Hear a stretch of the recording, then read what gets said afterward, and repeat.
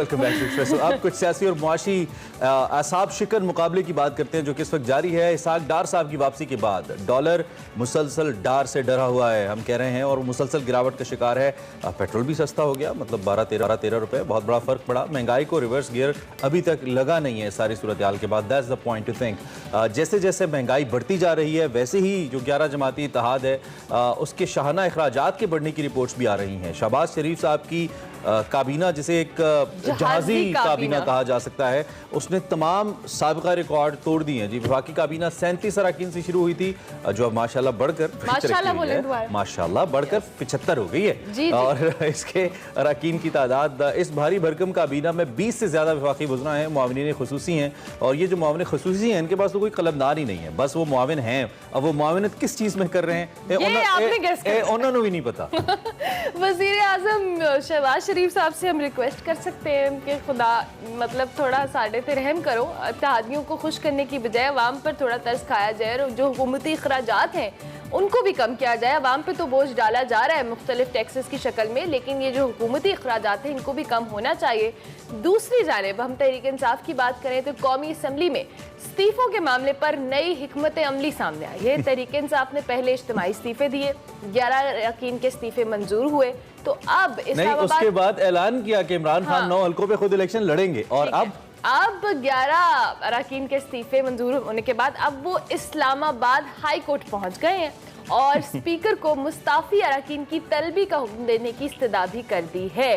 कानूनी महाज के साथ साथ इमरान खान साहब एक बार फिर सड़कों पर आने की तैयारी कर रहे हैं और आज़ादी मार्च के लिए अपने कारकुनों को मुतहर्रिक करने में भी कोशिशें उनकी जारी हैं। मुमकिन लॉन्ग मार्च की कॉल कब दी जाएगी, इसकी हिकमत अमली क्या होगी, इस प्लान को उन्होंने खुफिया रखा हुआ है और वो कहते हैं कि वो अपना प्लान किसी को नहीं बताऊंगा। यहाँ हर चीज रिकॉर्ड हो रही है, लेकिन इम्कान ये है कि वो अक्टूबर के तीसरे हफ्ते में लॉन्ग मार्च की कॉल देने वाले इस सारी सूरत हाल पे हम बात करनी है। और इससे पहले कि हम इम्तियाज गुल साहब की जानिब जाएं, ये वही इमरान खान साहब हैं जब उनसे एक इंटरव्यू में पूछा गया था कि ये जो कॉल मॉनिटरिंग होती है आप इसको कहते हैं जब मैं कोई गलत काम ही नहीं करता तो इट्स ओके होती रहे, लेकिन अब परेशान है। हम उस वक्त कहते थे इससे परेशान हो, ये अच्छी चीज़ नहीं है। हमारे साथ इम्तियाज गुल साहब मौजूद हैं, उनसे हम बात करते हैं, सीनियर तजियाकार हैं। इम्तियाज गुल साहब सुबह खैर आपको।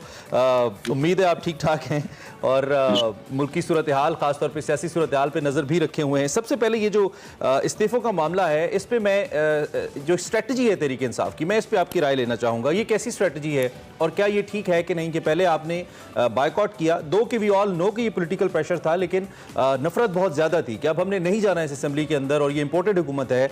उसके बाद फिर इमरान खान साहब ने ऐलान भी किया, जो कि बहुत बड़ा ऐलान था कि सब जो हल्के हैं उससे मैं खुद लड़ूंगा इलेक्शन और कोई मेरे सामने आके दिखाए। और फिर उसके बाद कोर्ट के अंदर चले जाना, ये इस्तदा करना कि स्पीकर हमें बुलाएं, हमसे पूछें। आप इसको कैसे देख रहे हैं?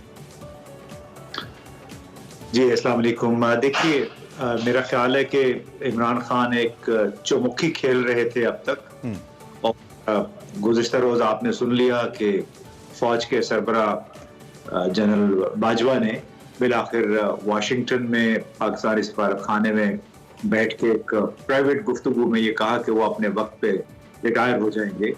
तो एक बहुत बड़ा हदफ था जो इमरान खान का, वो मेरा ख्याल है उन्होंने हासिल किया अपने पब्लिक प्रेशर की वजह से। जिस अंदाज में उन्होंने जनरल बाजवा का नाम तो कभी नहीं लिया, लेकिन जिस अंदाज में उनको याद करते रहे पब्लिक रैलीज में, तो वो मेरा ख्याल है काफी हद तक वो प्रेशर नाकाबिले बर्दाश्त हो गया था। अब इसी चौमुखी का दूसरा हिस्सा ये इस्तीफे हैं। ये इस्तीफे भी मौजूदा हुकूमत और जो पार्लियामान है उसके एक लिहाज से गले में आए हुए हैं। देखिए कि जब 1/3 अरकान असेंबली मौजूद ना हो तो उस असेंबली की इखलाकी हैसियत क्या रह जाती है, और इसी वजह से शायद ये लोग खुद भी कंफर्टेबल नहीं हैं और बार बार इनकी दरपर्दा ये कोशिश है कि किस तरीके से पीटीआई वापस आ जाए। यानी ये जो भी फैसले कर रहे हैं वो तारीख मुअर्रिख उनको मुतनाज़ लिखेगा, क्योंकि उसमें सबसे बड़ी जमात पार्लियामेंट की वो मौजूद नहीं थी। और मेरा ख्याल है उस लिहाज से इस्तीफों के को लेके जो भी वो हिकमत अमली इख्तियार उन्होंने की हुई है उसका बुनियादी मकसद यह है कि इस मसले को जिंदा रखें और उसकी वजह से हुकूमत पे आवाम की तरफ से और अदालतों की तरफ से प्रेशर जो है अपना बरकरार रखें। ठीक हो गया, ठीक हो गया। इम्तियाज गुल साहब, हमने अपने इंट्रो में भी कहा कि एक तरफ तो हम बात कर रहे हैं महंगाई की, ओवरऑल मुल्क के अंदर जो सूरत हाल है हम हर तरह से कह रहे हैं कि अवाम पिस रही है। दूसरी जानिब ये जो वफाक काबीना का साइज़ है ये दिन ब दिन बढ़ रहा है। 37 से शुरू हुए थे, माशाल्लाह 75 पे आ गए हैं, और जाहिर है 75 अरकान होंगे तो उनकी अखराजात भी उसी तरह से शहाना होंगे। और उसके साथ साथ फिर ऐसे भी लोग हैं जो सिर्फ मुशीर हैं और उनके पास कोई कलमदान नहीं है।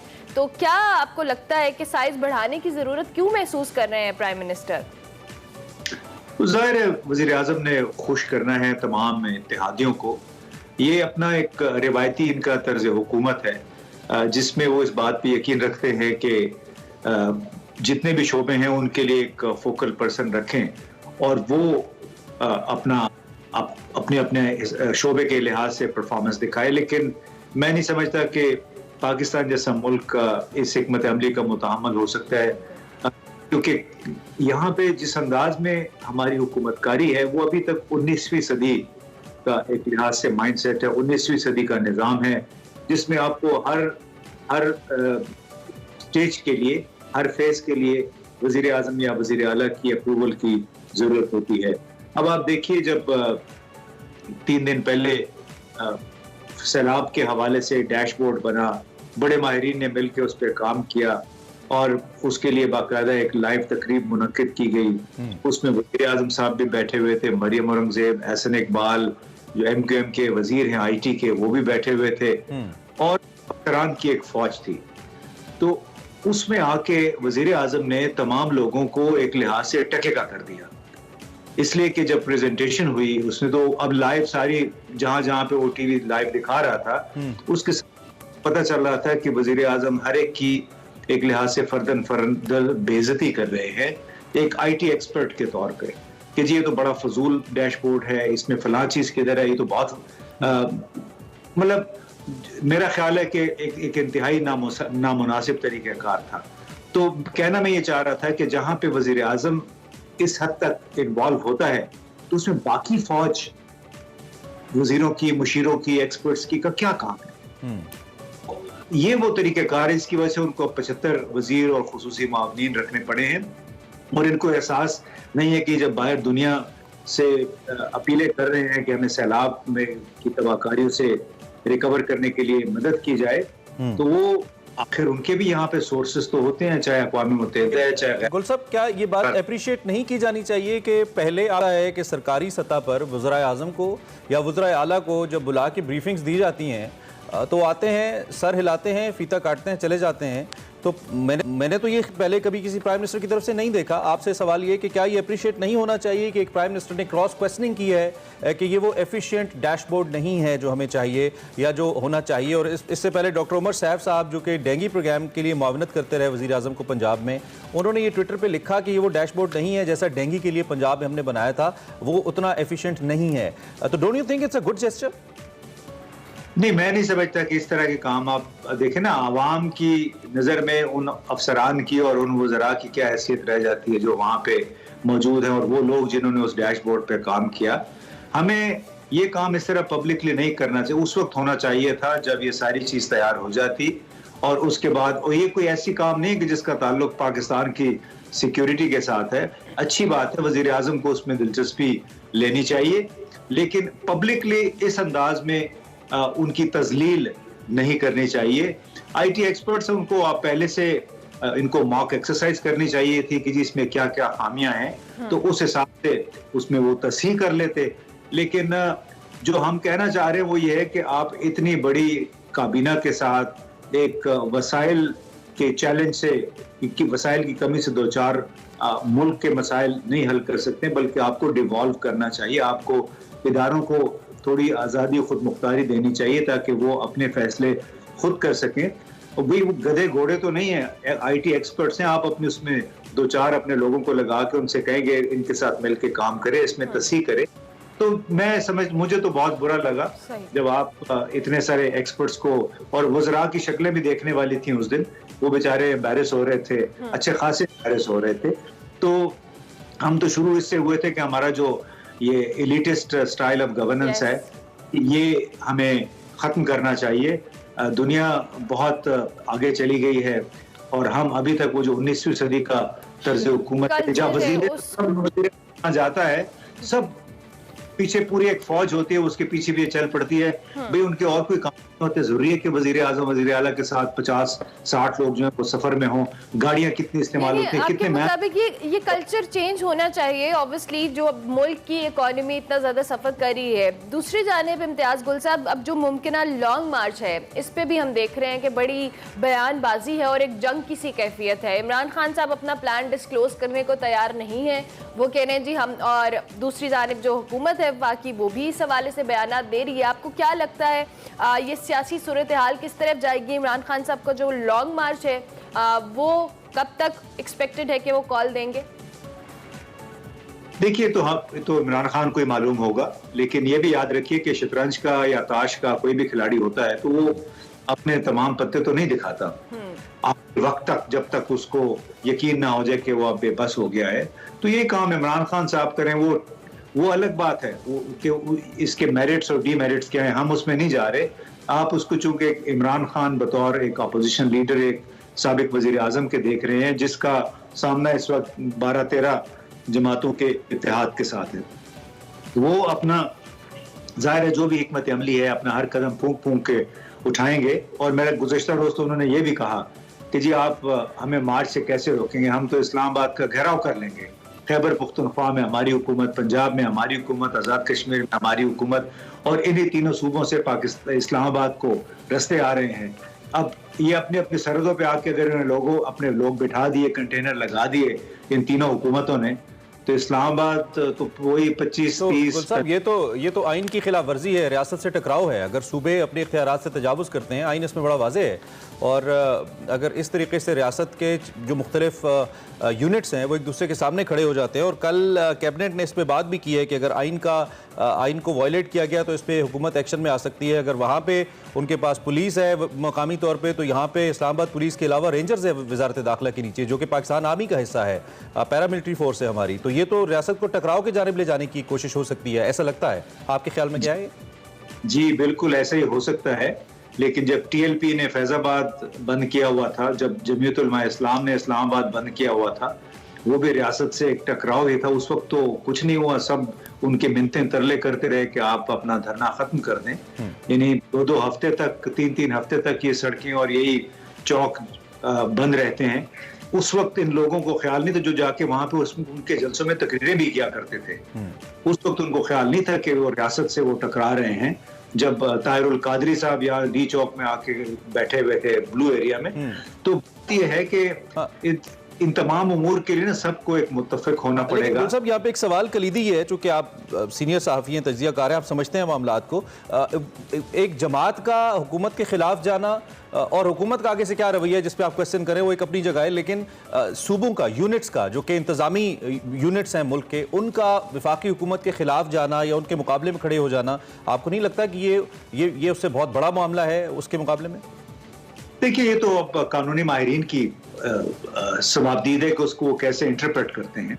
वो अगर 3 सूबों का कोई एक मुतालबा है, हम थ्योरेटिकल बात कर रहे हैं, ठीक है, कि अगर 3 सूबों का एक मुतालबा है, वो एक बात पर मुत्तफिक हैं, तो मरकज को उनकी बात तो बहरहाल सुननी पड़ेगी।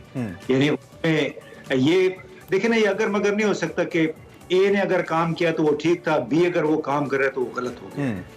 तो हमें ये, जब तक इस मुल्क में ये मुनाफकत की सियासत खत्म नहीं होगी, जब झूठ खत्म नहीं होगा, जब तक अपने मफादात के तहफ़्फ़ुज़ की सियासत खत्म नहीं होगी, उस वक्त तक पाकिस्तान के अवाम यूं ही ख्वार होते रहेंगे इन तमाम जमातों जो अपने अपने मकासद के लिए और इनके जो अपने असासे बढ़ाने के लिए और अपने 19वीं सदी के तर्ज़े हुक्मरानी।